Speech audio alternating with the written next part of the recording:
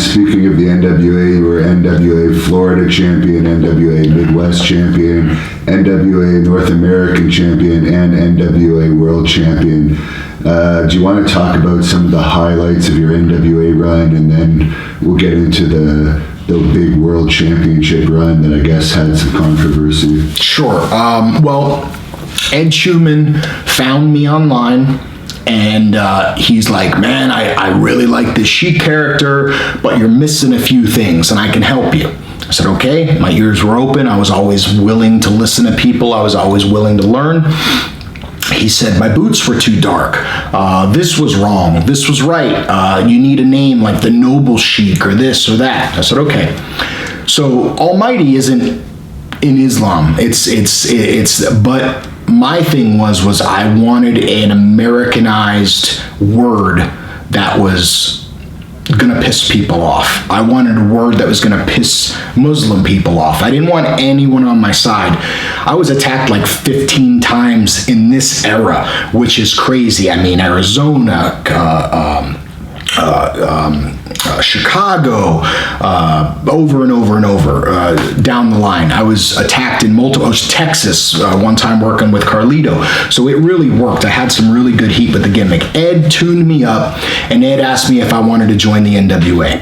At the time, the NWA was really in the tank. And I didn't have any desire to join the NWA. He showed me the value in it and told me that I didn't have to pay for it. I would come in through his license. I said, okay. I ended up, developing a friendship with Ed. I ended up developing trust with Ed, and he was a really smart guy. He is now passed away. He was a big mentor to me. I loved him so much, and he really helped me a lot. So I had trusted Ed, and I went in to the NWA. My belt at my company was the Florida title that I was holding. So once I did that, Ed set it up for the Midwest Championship, then set it up for the North American Championship, and then he passed away. His dream was to get me to the NWA World title.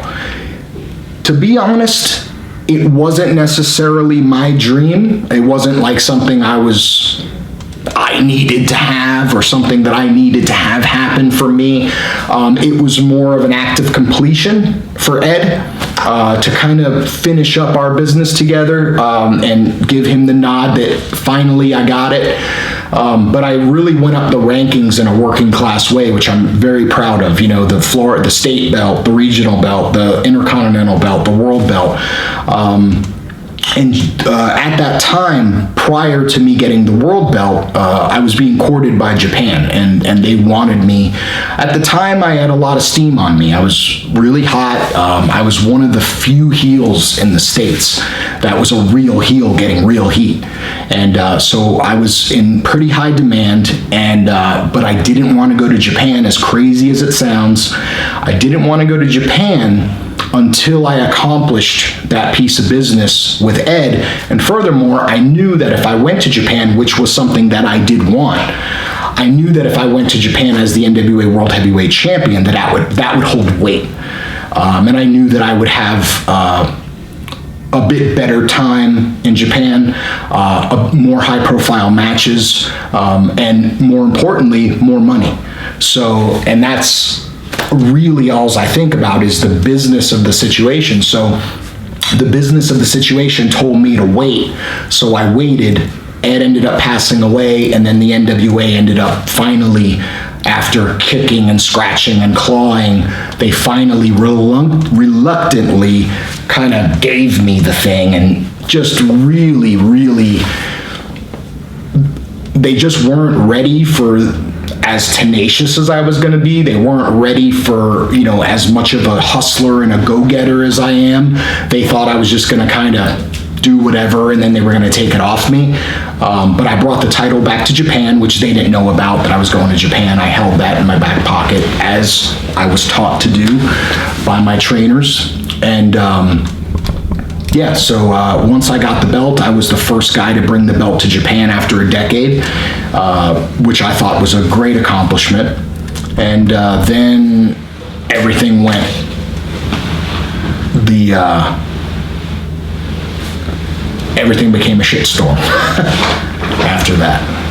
And what do you want to get into that? What happened there exactly? Yeah, so I guess, at the time there was a group in California led by Dave Marquez, and Dave Marquez had a television show, and on his television show he had the NWA World title.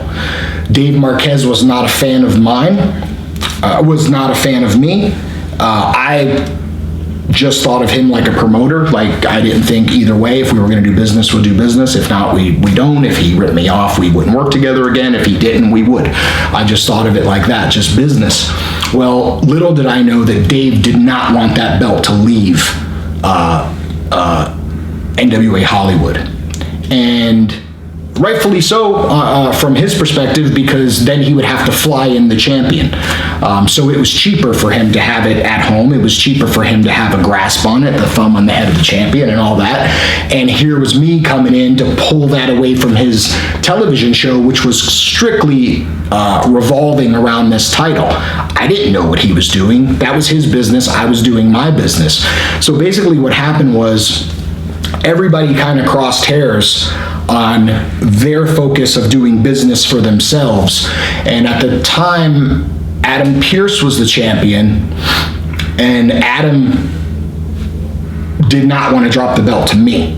Personally, he didn't want to drop it to me. And I believe that maybe that wasn't true. I believe maybe he was, that was Dave Marquez's influence. I'm not sure. But he didn't want to drop it to me. Well, he dropped it to Colt Cabana. Nobody told Colt Cabana that he had to drop it to me in 3 weeks. So Colt saw it completely differently. Now his perspective is, oh, I just got this thing. I'm gonna look like a fool having to drop it in 3 weeks. So he did not like me. I believe that was done by design because he was an indie darling. He had, connections with everybody. Prior to that, I was always cool with him. He was trying to get him to the show to where he dropped it was like pulling teeth. He missed the flight. This happened, that happened. Anyway, we ended up accomplishing it, and then I took the belt to Japan. Well, the first time I went to Japan, the Japanese office didn't want me to defend the belt, and I thought that was really odd. So I asked them why, and they said the NWA said no. And I said, well, that's kind of odd. Why would you not want to drop? Why would the belt be here for the first time in a decade and you not want it defended? So I didn't understand that. So I was in tag team matches against Masato Tanaka and Kenta Kakanumi and other guys. So I was in tag team matches the whole time. They liked me. They wanted me to come back. I called the NWA office, talking like, hey, the hometown guy does good. This is the type of business we're gonna do. They didn't want anything to do with it. They had their own agenda. I found it odd. I was like, what are you talking about? Like, they want to defend the belt. I was main eventing Korakuen Hall, and they wanted to do a title versus title match, and they were just very strange about it. I don't know, I'm not in their head, so I don't know why. But I did return, and I did the title versus title match, and they put me over for the 0-1 Japan World Heavyweight Championship. When I got home, it's like 8 years ago now, so I can't remember everything, but it was just a big shitstorm.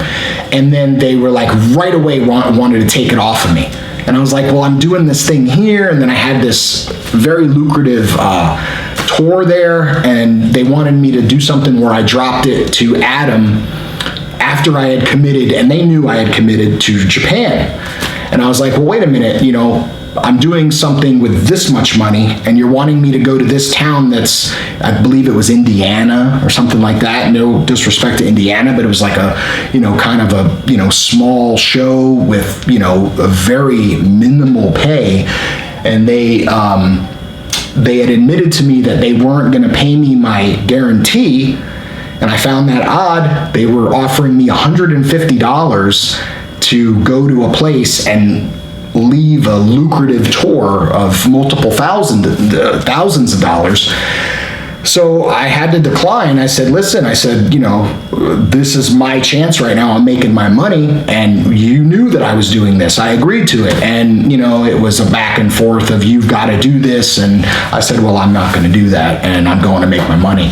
And, they said, well, we're going to strip you of the title then. And I said, well, you got to do whatever you got to do. So they ended up stripping me of the title and publicly trying to bury my career. And it ended up lighting a fire under my career, and it ended up getting me booked multiple times in Canada, multiple times all over the States, to Australia, back to Japan. So it did really well for me. I ended up doing my stuff, and I made a decent amount of money. And yeah, they ended up just pulling the plug on the whole thing. I thought it was a dumb idea, but they got what they wanted. And I don't know why still, but it was just multiple people doing business for themselves, I think, and it just became a real big shitstorm. Then they made a documentary about me. I mean, I didn't say anything. I just kept dark and let them talk and do whatever they do. The more that they did, the more of a heel I became, and the more money I made. So I was like, okay, just keep talking, spell my name right, and keep it going for me. And that's how it happened. And then there's still a big grudge to this day. And then I believe that's when Bruce Tharp came in, and there was some insurance things and all types of strange stuff. And basically Bruce took him to court and took the NWA right out from under him, because they were so disorganized, and they were shady, and they were doing fraudulent insurance deals for, like, you would pay into them to get insurance for your show, but they really didn't have insurance. It was all phony numbers, and it was all, so that was the type of people we were dealing with. And I just did business for myself. I just got the money that I was promised from the dates that I had committed to. And at the end of the day, there's a lot of people that accused me of not holding up my end of the bargain in the NWA. People that don't know the whole story, people that, they think they know things, but that's the true story. I don't know where the heat stemmed from beyond they wanted the belt to stay in a certain spot, and I disrupted, their plans. But I just rode the wave the best I could, and I, again, referred back to my trainers and how to do business for myself, because this is a selfish business. We've got to look out for ourselves, and I just looked out for myself, and I knew that was the time where, the getting was good with the money, and I just made sure that, I made the money that I deserved, that I earned up until that point,